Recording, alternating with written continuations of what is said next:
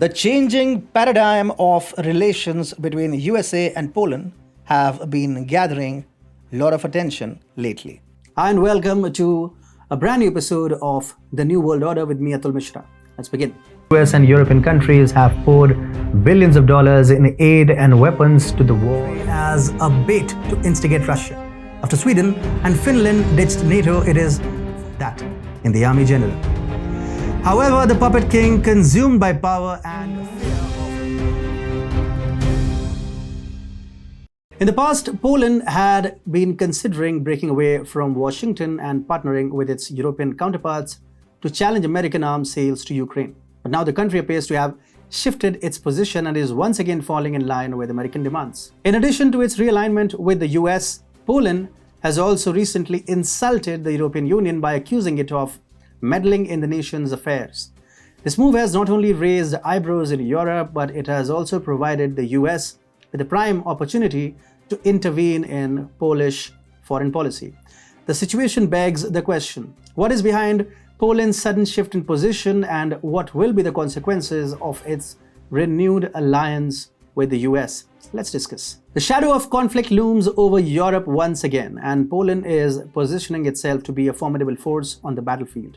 With more tanks and howitzers than Germany and a plan to grow its army to 300,000 troops by 2035, Poland is poised to become a major military power in the region. Despite being only 150,000 strong, Poland's military is already making waves on the world stage. When the Russo-Ukrainian conflict erupted, Poland eagerly threw its weight behind Ukraine, sending tanks and providing much-needed financial support. But its allies in the European Union were slow to respond, leaving Poland feeling abandoned and lonely. In the face of this betrayal, Poland has redoubled its efforts to build up its military, training a new territorial defense force composed of weakened soldiers who undergo rigorous training to become a force to be reckoned with. Poland also took in the greatest numbers of Ukrainian refugees. In exchange for its war efforts, it anticipated receiving more tanks from Germany and its COVID relief funding from the EU, but its efforts were ignored by EU heavyweights like Germany, France, and Italy. As a result, Poland gradually withdrew as it lost interest in the conflict. As EU members didn't offer any assistance, thus in an act of defiance, Poland started demanding funds for hosting Ukrainian refugees. Polish President Andrzej Duda, who is quite a character himself, complained that Poland and Hungary had not received money from the EU to help the refugees. He said, "I have no doubts that such policy undermines the European unity, but we will anyway do everything in our power so that our guests from Ukraine feel here like at home." By this policy, Duda, the dude, was referring to the EU's reluctance to pay for Ukrainian refugees housed in Poland. Then, as if that weren't bad enough, Poland began gathering up any of its residents who dared to help Ukraine fight the war. Polish people serving in the International Legion of the military forces of Ukraine and other divisions might face up to 5 years in prison when they return home, according to some Polish news outlets, which cite Poland's penal code. This was interpreted as a continuation of the larger dynamics inside the European Union, which has chosen to discontinue its support to the war-torn country of Ukraine after realizing that doing so would only harm the continent and its citizens. European capitals also started to restock their warehouses after months of sending their own equipment to Ukraine. What was interesting was the fact that Europe, which normally turns to the US for new weapons, started increasingly considering buying from South Korea instead, which said it can deliver them faster and cheaper.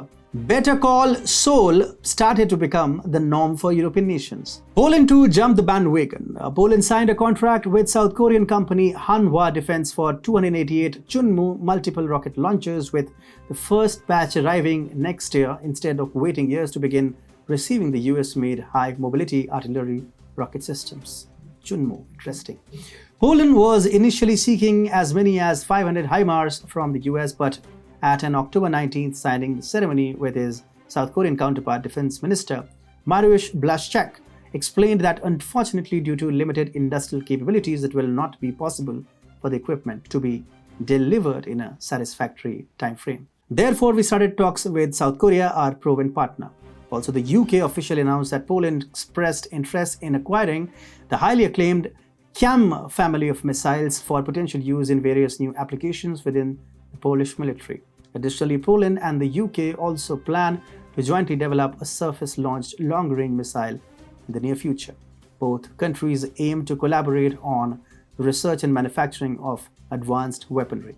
A framework agreement has been signed by both parties to cooperate on the Polish Pelica Plus short-range air defense system. The American defense sector has been shaken by this. The US defense sector was drawn in by the sheer size of the contracts and promises of quick turnaround and delivery. It began wooing countries like Poland to entice them back into their fold.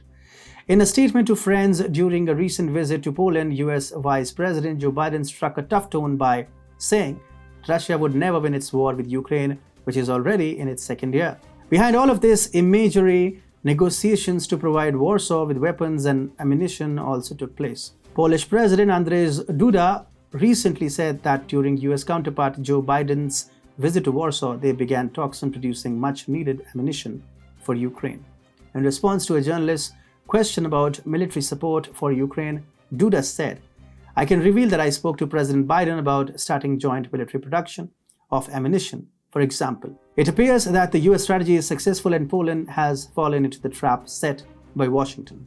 Warsaw has resumed kowtowing to its American superiors, in contrast to recent months when it was preparing to break with Washington, display some chutzpah and team up with its European counterparts to push back against American requests to sell armaments to Ukraine." Recently, the Polish president even insulted the European Union and said that it was meddling in the matters of the nation. "We don't know a lot about the EU, but dear President, you just handed America a golden opportunity to control your foreign policy from Washington, D.C.